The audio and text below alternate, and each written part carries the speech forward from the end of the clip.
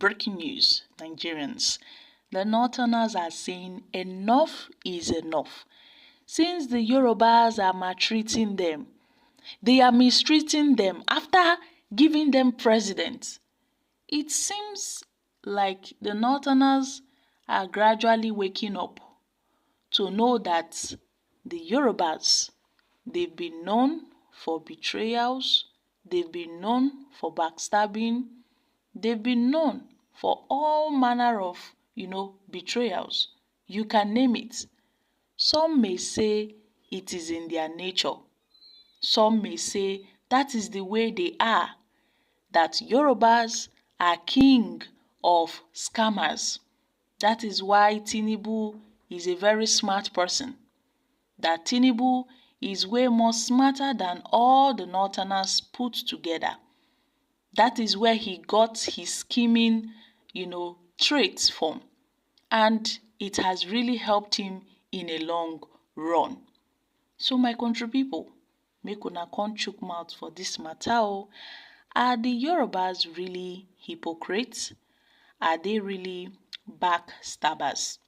The North are lamenting, probably because things are not really working exactly as they plan.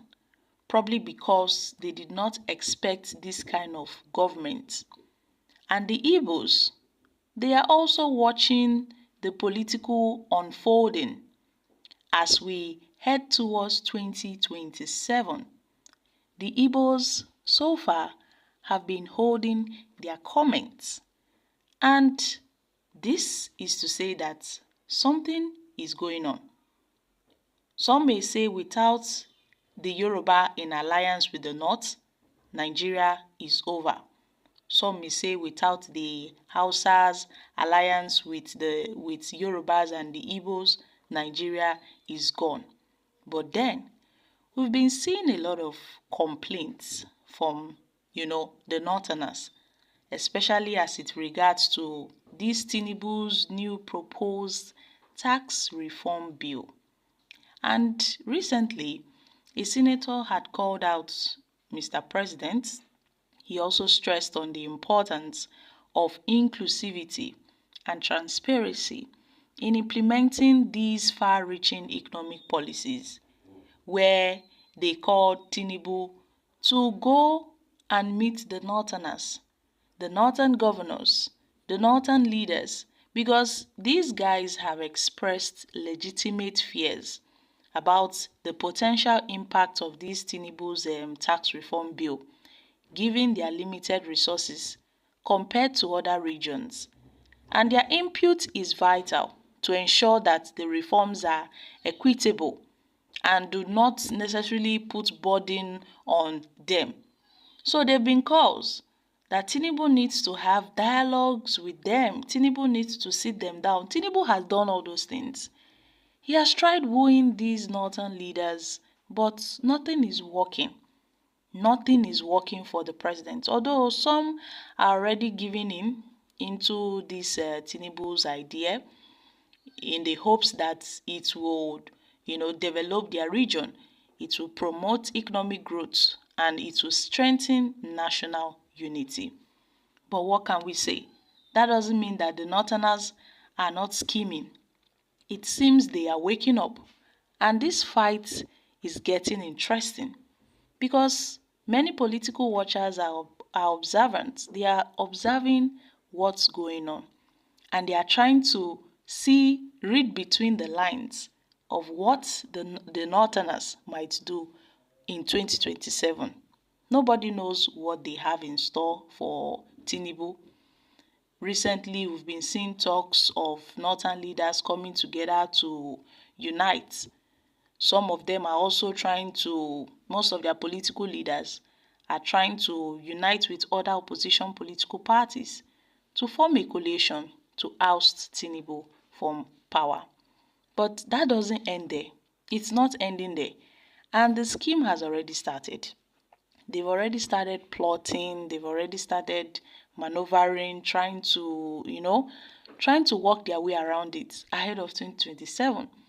So 2027 will be a tough year for Tinubu now that the North has turned their back on him.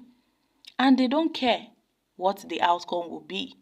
All they know is that they are not being treated fairly. They are not being treated right. Some are saying the Northerners are doing this because they are no longer in power. Some are also saying, why didn't they do all these things when Buhari was in power? Why are they doing it now that it is the turn of the South? Obviously, some persons are insisting that the South must complete their tenure, be it Tinubu or not, that a Northerner should not assume that position, because most of them may probably be doing all these things because of selfish personal interest. And sometimes the North tend to hold this ideology that they are the ones that should be in power. They are the ones that must, rule, and practically they feel like they own the country. So that is just it. But we see what's happening in Tinubu's government. The North are not even really part of this Tinubu's government. Most of Tinubu's cabinet members comprises of his southern kingsmen, the Yoruba people. Tinubu's cabinet has been tagged as the Yoruba cabinet. But that is just it. I feel this is just the beginning, and nobody knows what the Northerners will do in 2026/2027. Nobody knows what they will do. For now, they are feeling this sense of betrayal. It is eating them down. That's why some of their leaders are kicking against this tax reform bill. They don't want it. Obviously, some Nigerians are saying since they don't want it, it means that there's something they are losing from it. And Nigerians are in support of Tinubu enforcing this tax reform bill so that he will put the Northerners in their place. But then, this is Nigeria. We see all manner of things. This is a time for lamentation for the Northerners. They never knew they would face this kind of neglect. They never knew they would face this kind of maltreatment. The only region that is silent amid all these things is the Southeast.